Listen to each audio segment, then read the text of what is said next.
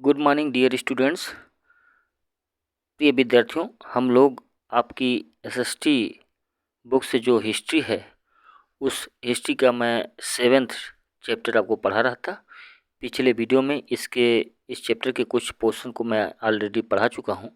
आज के वीडियो में हम जहां से पढ़ना है वहां से शुरुआत करेंगे। तो आपकी एसएसटी चैप्टर नंबर 7 जिसका नाम था टाउन्स, ट्रेडर्स एंड क्राफ्ट्समैन। पिछले वीडियो में हमने इस पॉइंट तक टेम्पल टाउन्स तक पढ़ा था और लास्ट पॉइंट हमारा था अमृतसर को लेकर, जिसे हमने कहा था ये सिखों का सबसे पवित्र धार्मिक शहर है। तो टेम्पल टाउन्स के रूप में अमृतसर का डेवलपमेंट हुआ था। आज से हमको पढ़ना है क्राफ्ट टाउन्स, यानी हस्तशिल्प के जो शहर थे। हस्तशिल्प मतलब हाथ से बनी हुई चीज़ें, जैसे कि मिट्टी के बर्तन या खिलौने, जैसा कि चित्र में आप देख पा रहे हैं।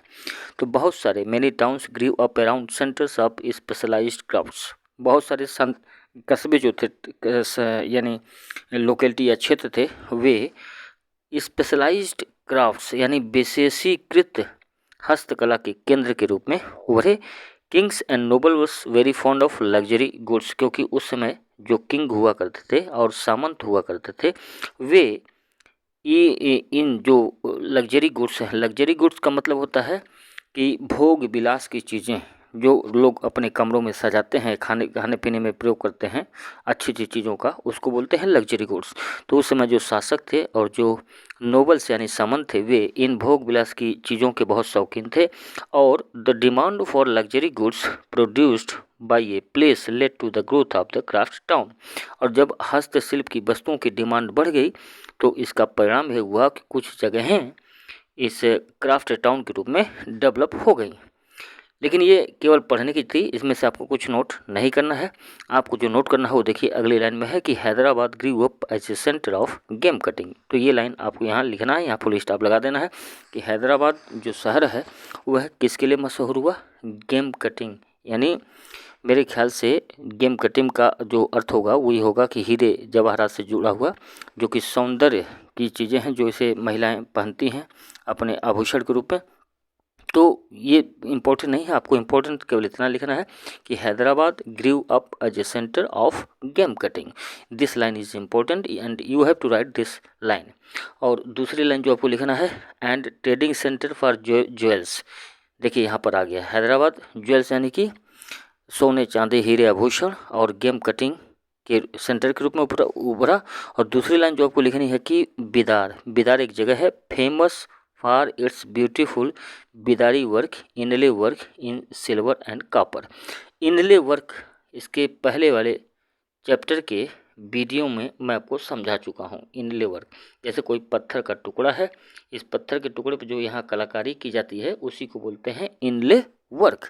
तो क्राफ्ट में जो बनी चीज़ें थीं, जैसे आप मिट्टी के बर्तन देखते होंगे, तो ये देखिए बर्तन दिख रहा है जैसे कि आपको यहाँ चित्र में, तो हो सकता है कि ये जो बर्तन की बाहरी दीवार है इस पर आपको कुछ कलाकृतियाँ मिल जाएँ, कुछ डिजाइन मिल जाएँ, तो उस डिजाइन को ही कहते हैं इनले वर्क। तो वहीं पर यहाँ बता रहा कि बिदार जो था वह इनले वर्क के रूप में फेमस हो गया। तो ये लाइन भी आपको लिखनी है, Bidar famous for its beautiful Bidri work यानी इनले वर्क।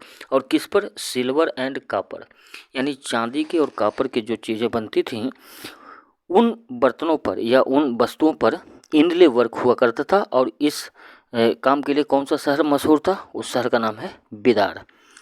आगे बढ़ते हैं।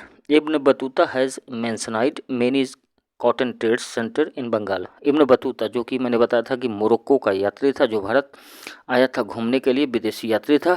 तो इसने जो अपना विवरण लिखा है, अकाउंट लिखा है, उसमें इसने बंगाल में कई ऐसी जगहों का उल्लेख किया है जहाँ पर कॉटन यानी कॉटन की चीज़ों का व्यापार होता था। और ऐसे बहुत सारे सेंटर बंगाल में थे। इस बात की जानकारी हमको कौन देता है? इब्न बतूता देता है। Dhaka was famous for it's, देखिए क्या लिखा है, फाइन मुस्लिन। अभी ये लाइन भी इम्पोर्टेंट है, आपको लिखना है। Dhaka was famous for it's fine muslin. अगली लाइन भी इम्पोर्टेंट है, Murshidabad famous for it's silk became and important centre for silk fabrics. Silk यानी रेशमी वस्त्रों को लेकर जो शहर मशहूर था उसका नाम है मुर्शिदाबाद। और इसके ऊपर जो आपको लिखना है कि ढाका प्रसिद्ध था अपने मुजलिन के लिए। तो दो चीज़ें यहाँ इंपॉर्टेंट है जो आपको लिखनी है। ये पूरा पैराग्राफ ही हमको लगता है इंपॉर्टेंट है, इसमें से आपको बहुत सारी चीज़ें लिखनी है। जैसे बंगाल को लिखना है, बंगाल की जानकारी कौन देता है, इब्न बतूता देता है। ढाका किस लिए फेमस है, मुजलिन के लिए। मुर्शिदाबाद किसके लिए फेमस है, सिल्क के लिए।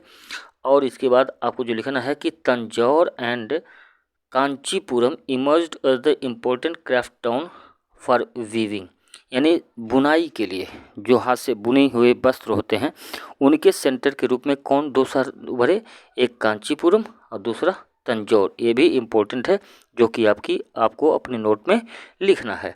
आगे बढ़ते हैं। Golconda was famous for it's Kalamkari products, this line is also important, यानी गोलकुंडा इम्पोर्टेंट था किसके लिए, कलमकारी के लिए। यह लाइन भी इम्पोर्टेंट है। जब आप इस चैप्टर के एक्सरसाइज को हल करेंगे तो आपके सारे आंसर यहीं से निकलेंगे, इसलिए इस वीडियो को ध्यान से देखिए। और इसमें जो मैं बता रहा हूँ ये इंपॉर्टेंट लाइन है, इनको आप नोट करते चलिए अपने रफ पर, ताकि जब एक्सरसाइज आप करें तो आपको सारे आंसर उसी नोट से मिल जाए, आपको बुक ओपन ना करना पड़े।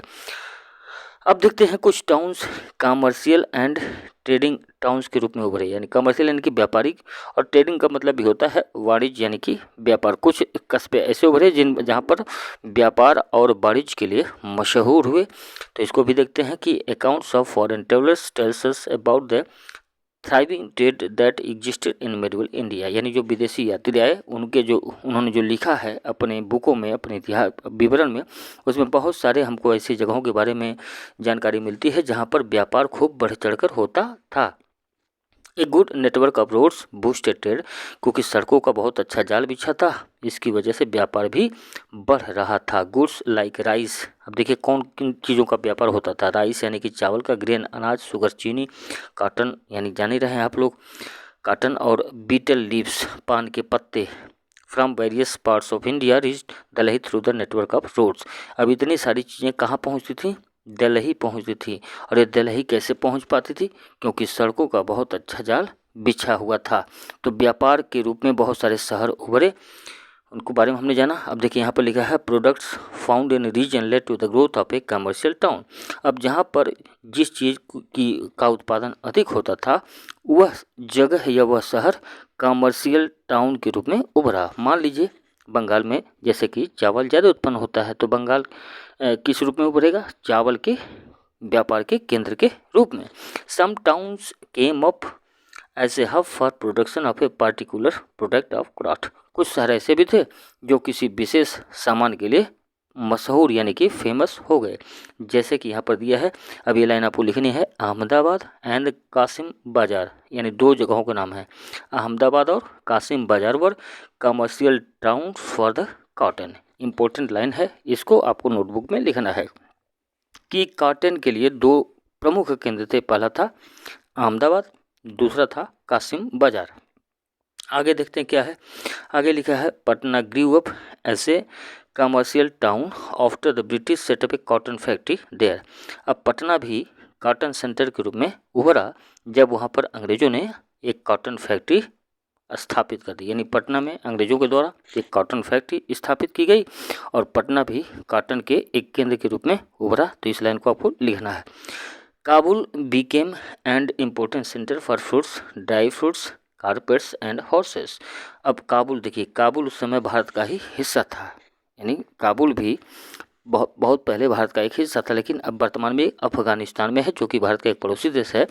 तो काबुल के became an important centre for fruits. अब काबुल किसके लिए मशहूर था वो देखिए आपको लिखना है यहाँ पर कि काबुल जिन चीज़ों के लिए मशहूर था वो कौन से थे, फ्रूट्स यानी फलों के लिए, ड्राई फ्रूट्स यानी सूखे फलों के लिए, कारपेट यानी कि कालीनों के लिए, एंड हॉर्सेज यानी कि घोड़ों के लिए।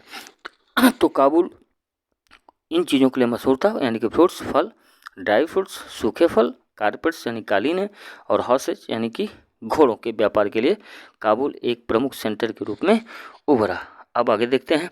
सम कमर्शियल और trading towns developed because of their being on major trades routes. Dabhol in Maharashtra and Limbodar in Gujarat were important trading towns because they were on important trade route that linked northern India and southern India.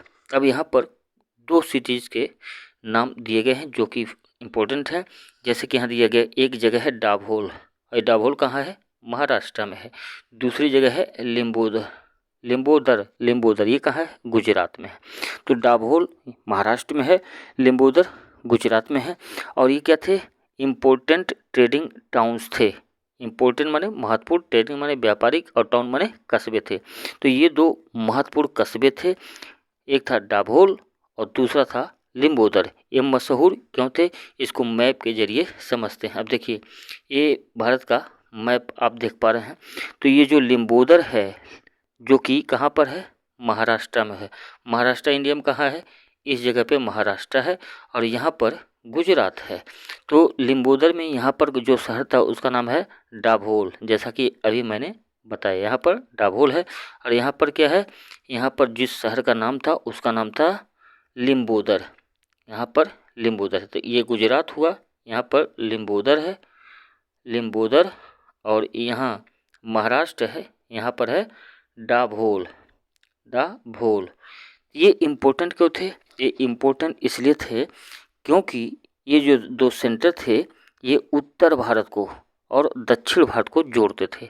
अब अगर India को divide करें तो ऊपर वाला हिस्सा हो गया नॉर्दर्न इंडिया, और नीचे वाला हिस्सा हो गया सदर्न इंडिया। तो ये जो दो सेंटर हमने बात की, एक यहाँ और एक यहाँ, ये दोनों क्या करते थे? उत्तर भारत को और दक्षिण भारत को जोड़ने का काम करते थे। इसीलिए ये दोनों सेंटर बहुत इम्पोर्टेंट हो जाते हैं। आगे बढ़ते हैं। यहाँ पर देखिए लिखा है Kabul was an important trading town because of its strategic location on the silk route. यानी भारत से देखिए सिल्क का व्यापार होता था। एक बार फिर से मैं मैप के जरिए आपको समझाऊंगा। ये आपका इंडिया है। भारत में जो सिल्क का व्यापार होता था भारत से, वो शुरू होता था आपका अफ़गानिस्तान से। यानी यहाँ आपका अफ़गानिस्तान है, ये जो जगह है ये अफ़गानिस्तान है। भारत से जो सिल्क जाता था चाइना को बेचा जाता था, वह काबुल से होकर गुजरता था। यानी चीन में सिल्क को पहुँचाने या चीन से सिल्क को भारत लाने में जो रूट यानी रास्ता अपनाया जाता था वो कहाँ से होकर जाता था?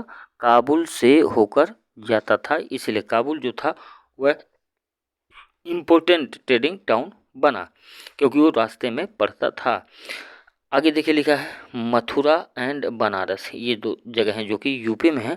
वर strategically located on the trade route along the rivers Yamuna and Ganga respectively. अब आप जानते हैं बनारस कहाँ है? गंगा नदी के तट पर बसा है। और मथुरा कहाँ है? यमुना नदी के तट पर है। तो ये दो शहर हैं, मथुरा यमुना नदी के तट पर है, बनारस गंगा नदी के तट पर है, और यह भी सिल्क रूट के रास्ते में पड़ते थे। इसलिए इन दोनों जगहों का भी इम्पोर्टेंस बढ़ जाता है। इसके अलावा कुछ और जगहें हैं जो कमर्शियल टाउन के रूप में इम्पोर्टेंट हैं, उनको आप नोट कर लेंगे। पेशावर, लाहौर, मुल्तान, अहमदाबाद, आगरा एंड दिल्ली। अब इसको आपको कैसे लिखना है? आपने अगर अपने नोट में लिखा है तो आप ऐसे कॉलम बनाएंगे। यहाँ आप लिखेंगे सेंटर, यहाँ आप क्या लिखेंगे? सेंटर लिखेंगे यानी केंद्र का नाम, और यहाँ पर लिखेंगे किस चीज़ का ट्रेड वहाँ पर होता था। जैसे हमने कहा कि काबुल, यहाँ पर लिखेंगे काबुल। तो काबुल में क्या क्या चलता था? फ्रूट्स, इसके सामने आप क्या लिखेंगे? फ्रूट्स। फिर क्या मिलता था यहाँ पर? ड्राई फ्रूट्स मिलता था। फिर यहाँ पर क्या मिलता था? हॉर्सेज यानी घोड़ों का व्यापार होता था। तो इस तरह एक तरफ आप सेंटर लिखेंगे, दूसरी तरफ उस सेंटर पर जिन जिन चीज़ों का व्यापार होता था उसके सामने वे चीज़ें लिखेंगे। तो शॉर्ट में आपका आंसर भी हो जाएगा और आपके नोट्स भी आसानी से तैयार हो जाएंगे। अब देखते हैं पोर्ट टाउन्स के बारे में। पोर्ट माने होता है बंदरगाह। अब बंदरगाह माने क्या होता है ये भी समझा देते हैं। जैसे भारत के इस इलाके में क्या है? पानी है, समुद्र है। आप देख रहे हैं यहाँ अरेबियन सी लिखा है, यहाँ बे ऑफ बंगाल लिखा है, यहाँ पर हिंद महासागर है। तो भारत का जो तीन तरफ से हिस्सा है ये वाटर से घिरा है। अब मान लीजिए कोई देश है जो पानी के रास्ते, जल के रास्ते भारत में चीज़ों को भेजता है, यानी शिप, पानी वाली जो जहाज़ होती है उससे सामान लेकर आता है कोई इंडिया में बेचने के लिए, या इंडिया से बाहर जाता है, ये भी हो सकता है। तो यहाँ पर कुछ सेंटर बनाए जाएंगे जहाँ पर ये जहाज़ आएगी और उस जहाज़ से सामान को क्या करेंगे? अनलोड करेंगे, यानी उस जहाज़ से सामान को उतार कर यहाँ रखा जाएगा। तो ये जो सेंटर बनाएंगे इसी को कहते हैं पोर्ट, इसको क्या कहते हैं, पोर्ट यानी कि बंदरगाह। तो कुछ शहर पोर्ट के रूप में भी उभर कर सामने आए। देखते हैं कौन से शहर हैं। Growth of trade with South East Asia and West Asia in medieval India resulted in the development of many port towns along the eastern and western coast of India. Masulipatnam, Surat, आगे देख लेते हैं क्या लिखा है, Cochin, Sopara, Mangalore and Cambay were thriving port towns. तो यहाँ से आपको बहुत ज़्यादा नहीं लिखना है, आपको केवल इतना लिखना है, कॉलम बना लेना है और उस कॉलम में आपको एक तरफ लिखना है पोर्ट टाउन्स, यानी ऐसे आप कॉलम बनाएंगे।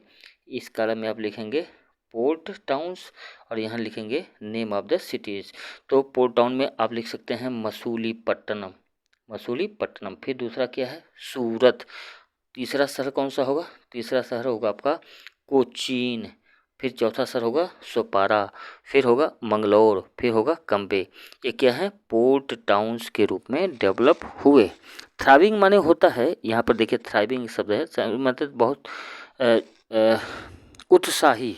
थ्राइविंग मतलब होता है उत्साही, लेकिन यहाँ उत्साही का मतलब नहीं होगा, यहाँ होगा बहुत अच्छे के संदर्भ होगा, बहुत अच्छे जो पोर्ट टाउन से वह इंडिया में, जिनके नाम अभी हमने जाने। अब देखते हैं यहाँ पर लिखा है thriving domestic trade also encourage the development of port towns, sugar was sent to Malabar from Bengal. देखिए यहाँ पर ये लाइन इंपॉर्टेंट है, शुगर यानी चीनी, वाज सेंट माने भेजी जाती थी, कहाँ, मालाबार। मालाबार कहाँ है, केरला में है, मालाबार कहाँ है, केरला में, और समुद्र के किनारे है Malabar.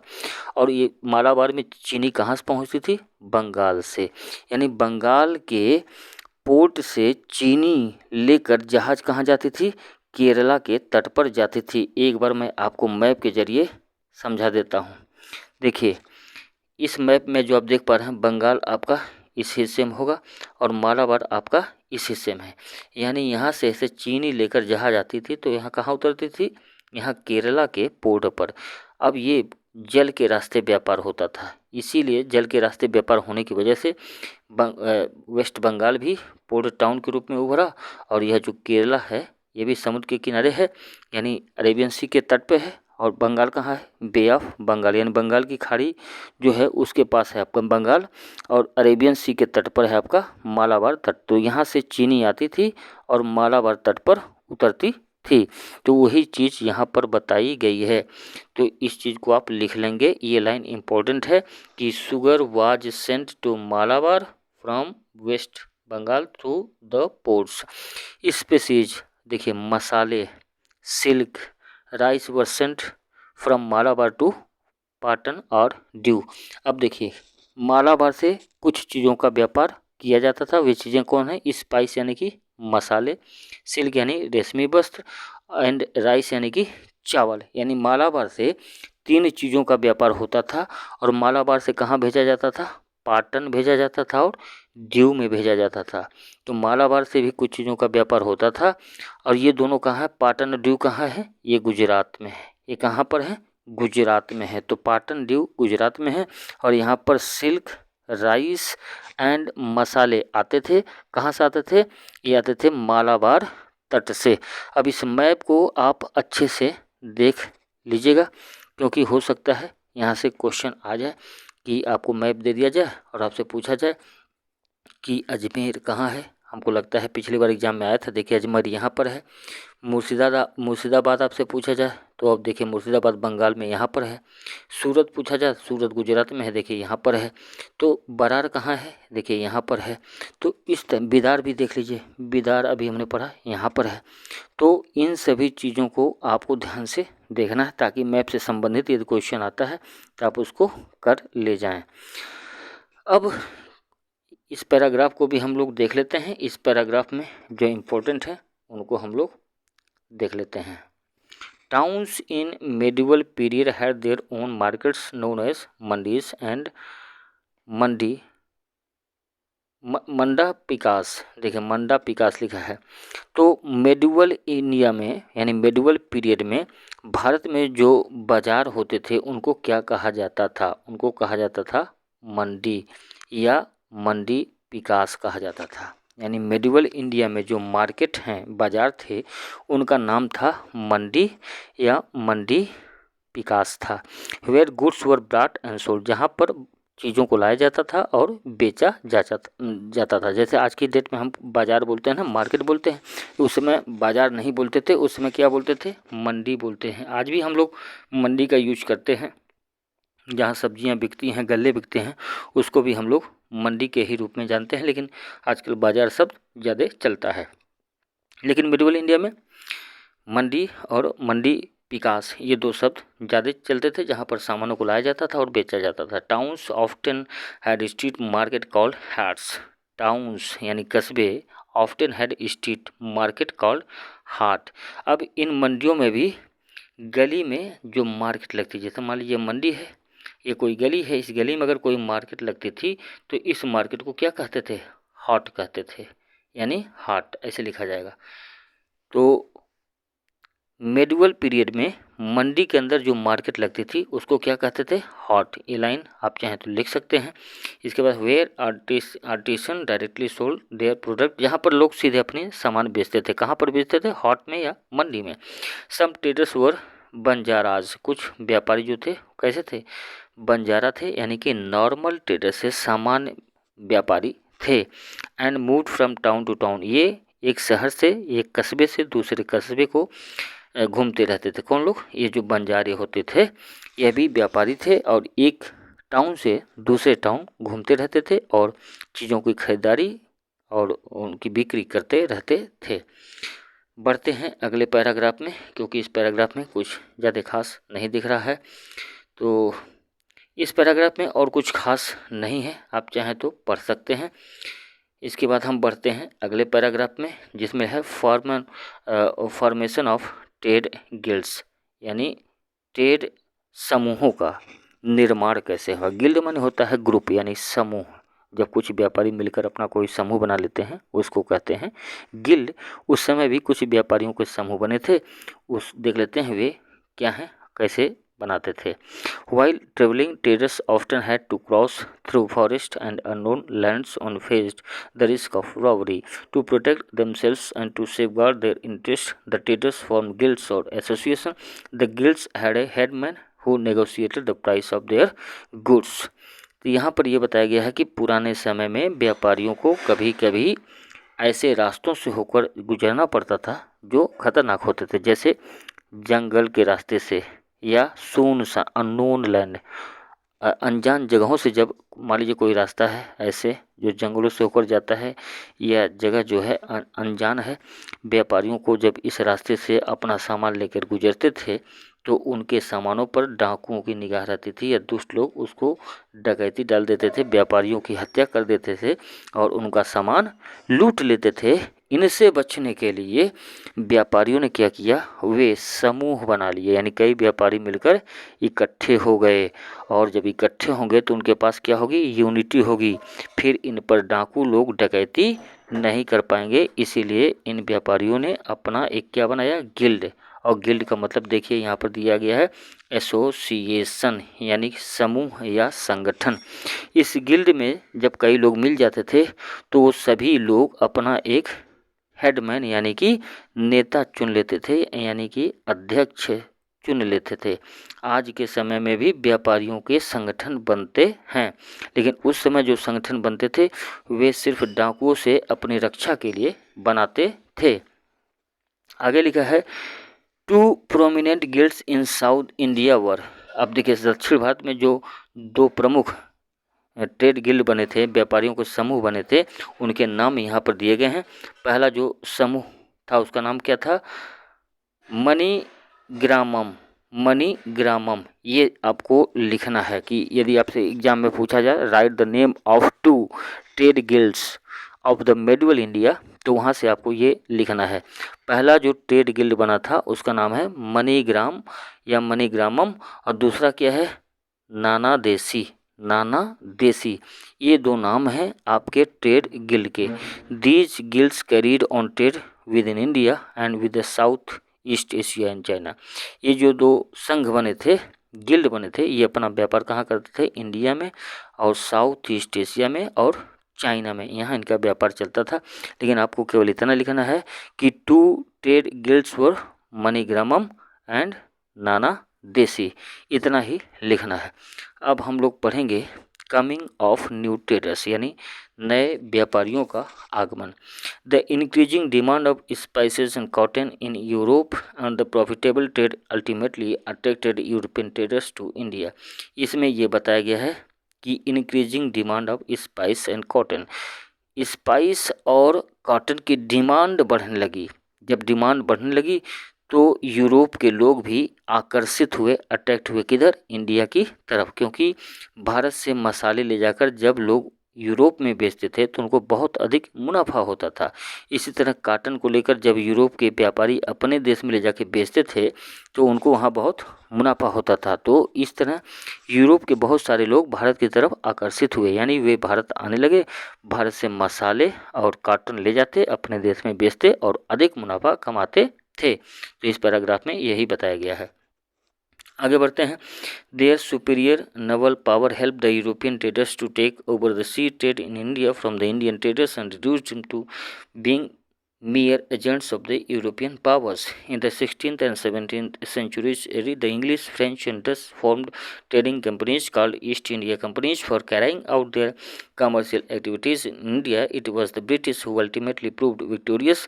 They not only established commercial control over India, they also established their political control. अब इस पैराग्राफ में बहुत ज़्यादा है नहीं, आपको समझने के लिए मैं समझा देता हूँ क्या बताया गया। इसमें बताया गया है कि 16वीं और 17वीं शताब्दी में बहुत सारे देशों के जो व्यापारी थे वे भारत की ओर आकर्षित हुए। क्यों? क्योंकि भारत से उनको मसाले और कॉटन खरीदना था और इन्हें ले जाकर अपने देशों में बेचना था, क्योंकि इन दोनों से उनको बहुत ज़्यादा प्रॉफिट होता था। आपने पढ़ा होगा वास्को डी गामा भी इसी तरह भारत आया था, और जब वास्को डी गामा भारत से सामान लेकर अपने देश पहुंचा तो उसको बहुत ज़्यादा फ़ायदा हुआ और वास्को डी गामा को देखकर बहुत सारे लोग भारत आए। और इसी क्रम में भारत में कौन कौन आए? डच आए, यानी डच यानी कि नीदरलैंड, आजकल इसको कहा जाता है नीदरलैंड।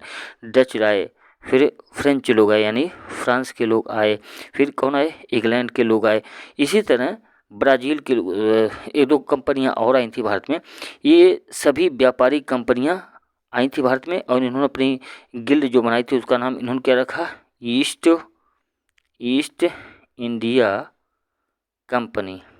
ईस्ट इंडिया कंपनी के नाम से इन्होंने अपनी कंपनी बनाई और ये सभी कहाँ आ गए? भारत में। तो कई देशों के व्यापारी भारत में आ गए ताकि वे यहाँ पर व्यापार कर सकें और अच्छी कमाई कर सकें। With the increase in demand of textile, more and more people were required in activities like spinning, weaving, dyeing and bleaching. तो इस तरह यूरोप के जो लोग आए तो कॉटन यानी टेक्सटाइल माने होता है कपड़े का उद्योग, टेक्सटाइल माने होता है कपड़े का उद्योग। कपड़े का उद्योग जब बढ़ने लगा तो भारत में किन चीज़ों का डिमांड बढ़ गया? स्पिनिंग का, वीविंग का, डाइंग का एंड ब्लीचिंग का। तो ये सब टेक्सटाइल से संबंधित शब्द हैं जो कपड़े बनाने में यूज किए जाते हैं। स्पिनिंग माने भूनना, वीविंग माने भी भूनना, डाइंग माने उस पर कलर चढ़ाना, ब्लीचिंग माने भी उस पर कलर यानी डिजाइन करना कपड़ों पर। तो इन सब चीज़ों की बढ़ गई। इस पैराग्राफ में बहुत ज़्यादा इम्पोर्टेंट है नहीं, इसमें कोई मेन इम्पोर्टेंट सूचना आपके को नहीं दी गई है। अब हम यहाँ पर एक केस स्टडी पढ़ते हैं, ये इम्पोर्टेंट है केस स्टडी। यहाँ दिया गया है सूरत के बारे में, इसको नोट करना है आपको। सूरत को क्या कहते हैं? एक गेटवे टू द वेस्ट यानी पश्चिम का एक दरवाज़ा। भारत में पश्चिम से आने वालों के लिए जो एक दरवाज़ा है वो क्या है? सूरत है। तो आपको लिखना है सूरत को किस नाम से जानते हैं? एक gateway to the west. Surat a port town in Gujarat was an important centre of trading during Mughal since. Mughal यानी मुगलों के समय से ही जब भारत में मुगल शासन आए, जिसमें अकबर, हुमायूं, बाबर, शाहजहां, जहांगीर, औरंगजेब, ये सब मुगल शासक हैं। इनके समय में सूरत जो था एक प्रमुख कमर्शियल टाउन था।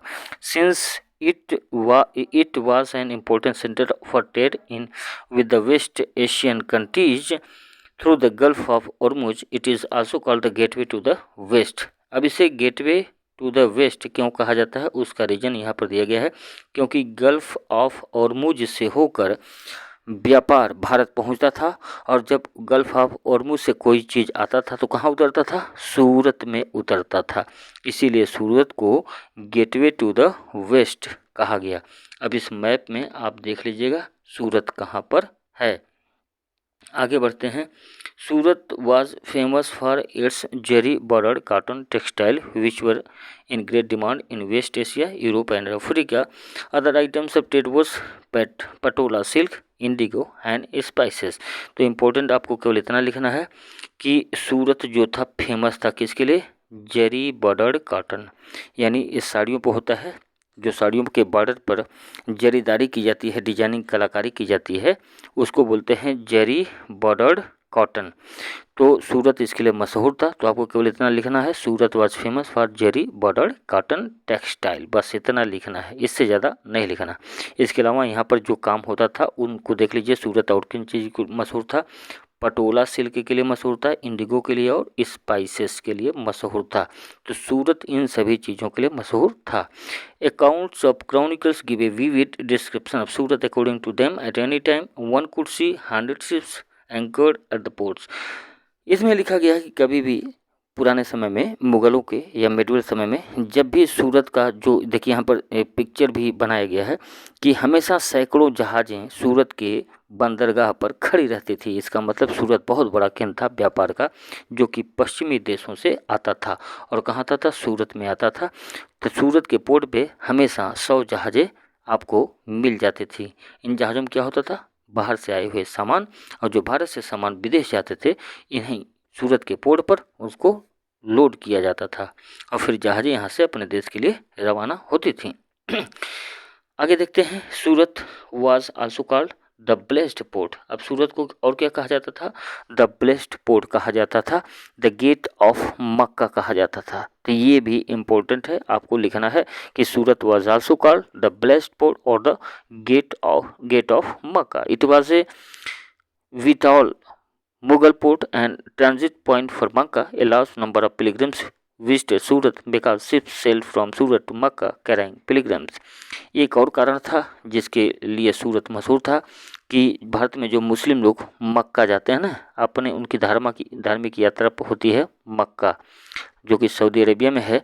तो मक्का जाने वाले मुसलमान पहले सूरत आते थे और इसी सूरत पर वे जहाज़ में बैठते थे और यहीं सूरत से जहाज़ कहाँ जाती थी, मक्का के लिए जाती थी। तो व्यापारिक केंद्र होने के अलावा सूरत जो है एक धार्मिक केंद्र के रूप में भी उभर गया। अब देखिए यहाँ पर दिया है, analysing the cause why Surat was called the blessed port और द गेट ऑफ मक्का। तो उसका रीजन यही लिखना पड़ेगा, a large number of pilgrims visited Surat because ships sailed from Surat to Mecca carrying pilgrims. यही इसका उत्तर हो जाएगा कि why was Surat called the blessed port और द गेट ऑफ मक्का। तो सूरत किन किन चीज़ों के लिए मशहूर था हमने देखा। अब हम बढ़ते हैं अगले पेज की तरफ। यहाँ भी सूरत के बारे में जानकारी दी गई है। तो सूरत पर एक पूरा लंबा चौड़ा आपको नोट लिखना पड़ेगा। यहाँ भी देखिए लिखा है, Surat was beautiful cosmopolitan town. तो ये भी आपको लिखना पड़ेगा, Surat was a beautiful cosmopolitan town, merchants from many different communities like. अब इस पैराग्राफ में और विशेष कुछ नहीं दिया गया, इसको आपको नहीं पढ़ना पड़ेगा। ये दूसरा पैराग्राफ है, इसको आपको देखना पड़ेगा। Surat was a very prosperous town, यानी बहुत ही समृद्ध शहर था Surat. Between 16 to 18th century Surat was attacked and plundered twice by the Marathas, and the merchant had to face heavy losses. Taking advantage of the situation, the British took over control over half of the trade in 1799. With the death of the Nawab, Surat came under the British.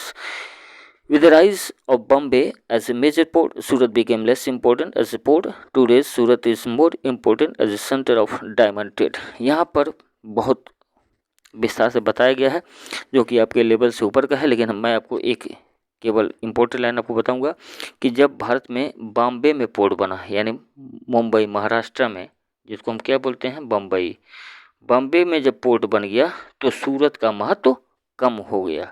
यानी बॉम्बे में port बनने के बाद सूरत में जो port था उसका महत्व कम हो गया। आज सूरत किसके रूप में मशहूर है, डायमंड ट्रेड, हीरो के व्यापार के रूप में सूरत का महत्व, आज की डेट की बात कर रहा हूँ।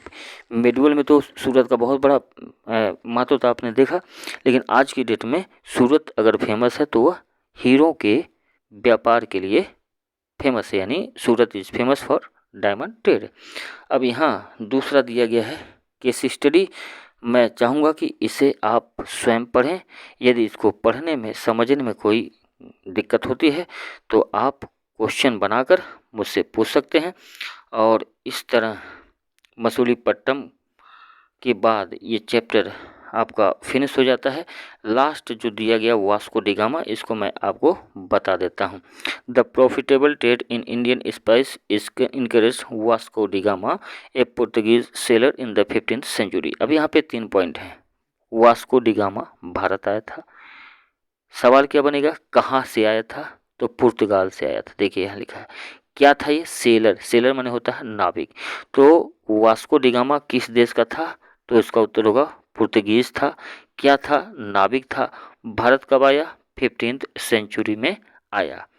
और ये आया क्यों? यह व्यापारी के रूप में आया और भारत से सामानों को ले जाकर अपने देश में बेचा और वहाँ उसको खूब मुनाफा हुआ। अब ये आया कैसे? He sailed across the Atlantic ocean.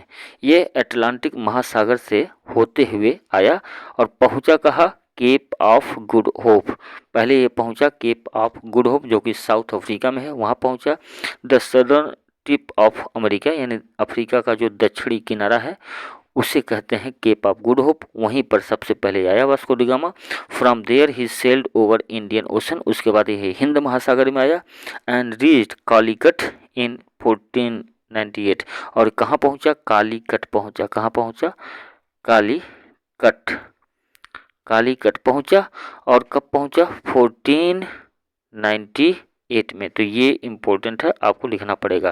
Question पूछा जा सकता है कि where did Vasco da Gama landed and when, यानी वास्को डी गामा भारत में कब और कहाँ पहुंचा? तो इसका उत्तर होगा 1498 और कालीकट। तो ये लाइन इम्पोर्टेंट है, आप लिख लीजिएगा। तो डियर स्टूडेंट, इस तरह आपका ये चैप्टर कंप्लीट हुआ। ये देखिए पिछली बार एग्जाम में आया था कि please show the route of Vasco da Gama, how he reached India. तो देखिए यहाँ से चला था वास्को डी गामा, फिर यहाँ आया, फिर यहाँ से यहाँ होते हुए ये देखिए साउथ अफ्रीका है, यहाँ से साउथ अफ्रीका से होते हुए फिर ये पहुँचा कहाँ? कालीकट। कालीकट भारत के किस छोर पर है? तो आप देख सकते हैं साउथ में है और वेस्ट साइड में है। तो इस प्रकार पिछले एग्जाम में ये क्वेश्चन आया था, इसकी तैयारी आप कर लीजिएगा अच्छे से। हो सकता है कि इसी तरह के क्वेश्चन आपके एनुअल एग्जाम में पूछा जा सकता है। सो डियर स्टूडेंट, इस तरह ये जो 7th चैप्टर था आपका हिस्ट्री का, ये आपका कंप्लीट होता है। उम्मीद करता हूँ कि आपको वीडियो अच्छा लग रहा होगा। आप इस वीडियो को देखकर अपने नोट्स बना लें। इसके साथ साथ बुक रीडिंग भी जारी रखें, क्योंकि book reading is most important than anything. तो बुक रीडिंग करते रहिए और आप खुद भी कोशिश करिए कि उसमें जो इम्पोर्टेंट लाइंस लिखी हैं उनको आप नोट्स बनाते रहें। और यदि कोई दिक्कत होती है, कोई डाउट्स है, कोई क्यूरीज है, कोई क्वेश्चन है, आप हमसे पूछ सकते हैं। ग्रुप में भी पूछ सकते हैं, वैसे भी पूछ सकते हैं, पर्सनली भी पूछ सकते हैं। तो आज की वीडियो में इतना ही। मिलते हैं अगले ऑनलाइन क्लास में with next topic. Till then take care, thank you, bye.